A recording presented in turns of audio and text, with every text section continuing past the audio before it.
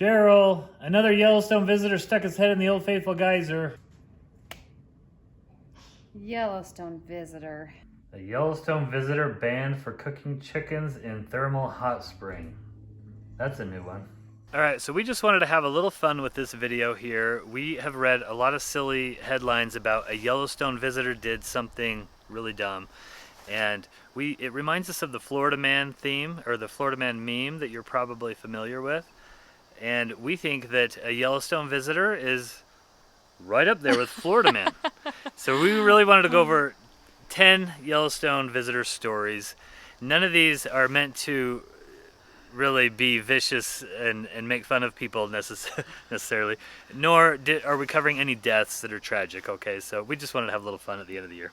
Just general human knuckleheaded behavior that we all happen to participate in from time to time.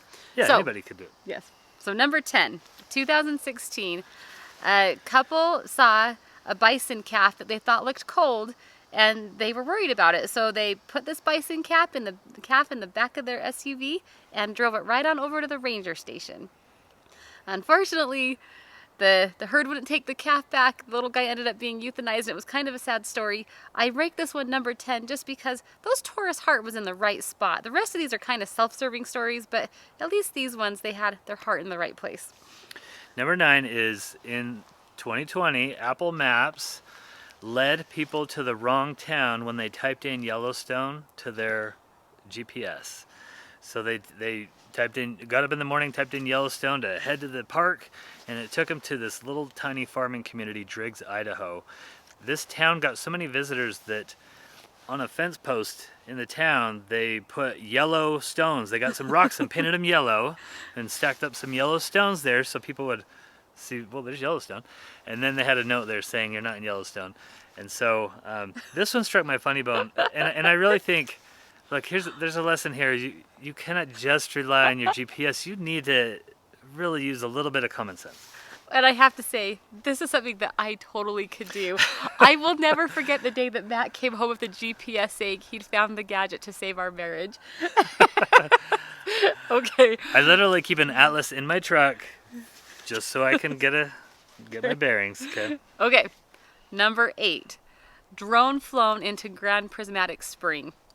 A couple of guys a guy had his drone, was flying it, and wanted to get an awesome bird's eye view of the spring, but instead it flew right into that spring. And this spring is over 200 feet deep. I think it's over 300 feet deep. It's super deep, 300 feet wide though.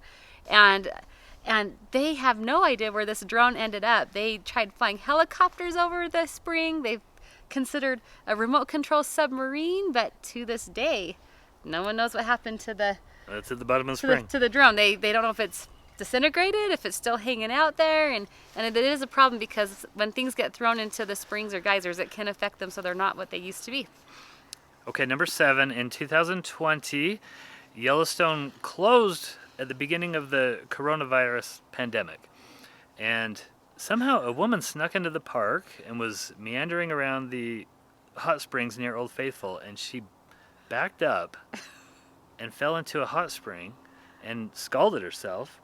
And she actually got out and drove up the road for a while, and then the park rangers kind of tracked her down, and they had to take her to the hospital. But and I know that a lot of people are going to be like, that's karma, right, for sneaking in there, and I guess maybe it kind of is. But this backing into a hot spring, like you're looking at something and you just back up and fall into a hot spring, is not actually new. That's been happening ever since the park opened. Okay, number 6, peeing into Old Faithful. Now what blows me away about this story is that in 2018, a man was found kind of lollygagging around Old Faithful. He was laying down, he was looking into it, people were getting concerned that he ended up peeing in front of everyone right into Old Faithful. But the interesting thing about the story, it's not the first time someone's peed into Old Faithful. No. In 2009, 2 park employees, not rangers, but park employees, were fired because they decided to urinate into the Old Faithful geyser. Okay, number 5, to outdo the urinating, is people sticking their head into Old Faithful geyser. So this happened in 2018. And it happened again in 2019. Somebody stuck their head into Old Faithful. If you're wondering, the water inside there is 200 degrees Fahrenheit, and the steam is up around 350 degrees Fahrenheit. And before you think that we're just getting dumber as a society, back in the 1920s, in the decade of the 1920s, there are 10 injuries related to sticking their heads into Old Faithful in that decade. So this stupid behavior has been going on for a long time. Okay. Number 4, bison-related incidences. Let me tell you something. You don't just go to Yellowstone to view the wildlife. You go to Yellowstone to view the people viewing the wildlife. That's true. You don't have to look very far to see stupid human behavior near wildlife. And this year in 2020, a 72-year-old woman was gored by a bison because she was within 10 feet of this bison trying to take a picture. And it wasn't that she just went up to the bison and then backed away. No. She approached the bison multiple times until the bison gored her. I mean, and we've all seen the video that's on YouTube about the girl like falling down and playing dead with the bison. I mean, there's just so many bison-related stupid human. Oh, and then there's one more. The guy challenging the buffalo on the road. So they're stuck in a buffalo jam, and the guy gets out of his car and starts calling on the buffalo. And Yeah, he was challenging the buffalo, but the man was fined for more than just challenging the buffalo. He happened to be drunk, so we got a open container ticket. He got his seatbelt off ticket. okay, number 3 is also happened this year in 2020. A man was charged for ruining federal property when he was digging for treasure in the Fort Yellowstone graveyard. So all sorts of strange things that are going on here. First of all, there's a graveyard in Yellowstone. Okay, that's news. And then from people that died back in the 1800s when the military was there.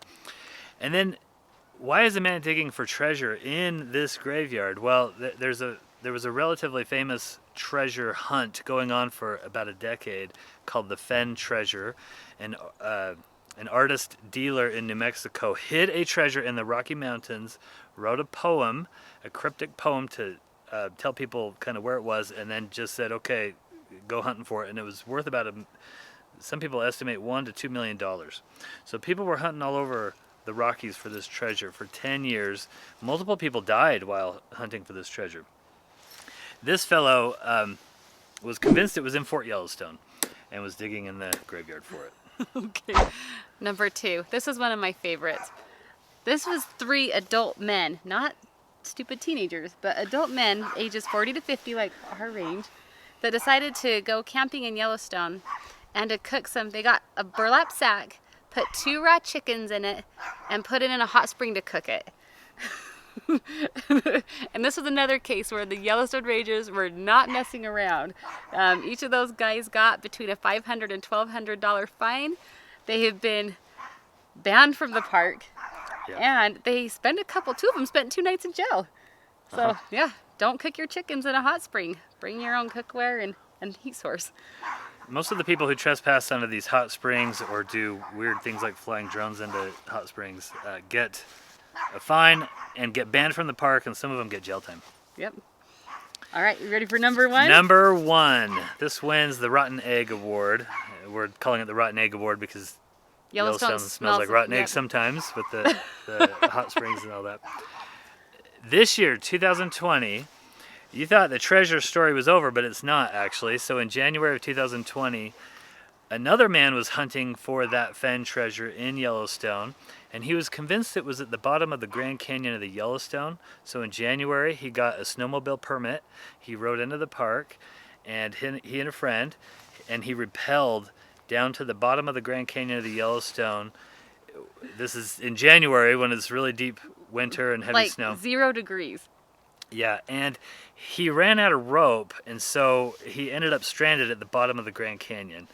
So they had to call the Rangers. The Rangers came with snowmobiles and helicopters and stuff to save this fellow. And again, the purpose of this video is not to pile on these people individually, or even to get a bunch of comments where people are saying, "Oh, there's so many dumb, stupid people out there." It really isn't. I actually read a lot a lot of this guy's story, and he was pretty contrite, but he was really convinced that the treasure was down at the bottom of the Grand Canyon. He ended up having to serve some time, about a week in jail. He got a fine. He got banned from the park for 5 years. The poor guy got coronavirus before he could even serve his time in jail. He was from Illinois, I believe, or Indiana, I believe. And anyway, he actually seemed like a very decent guy. Okay, I'm not trying to pile on him, but that was pretty epic. Rappelling down to the bottom of the Grand Canyon in the winter to find a treasure. I thought that was great. Yes, and I just think it's the perfect combination. You know, Yellowstone is like geysers, wild animals, canyons, and then you get out in nature and you're free and your inhibitions are gone. And I think something just gets into people when they get into these national parks. So we want to tell you thank you for watching and sharing a chuckle with us. Subscribe and watch our other videos. They're a little more educational, but we hope this one gave you a laugh today. Safe travels.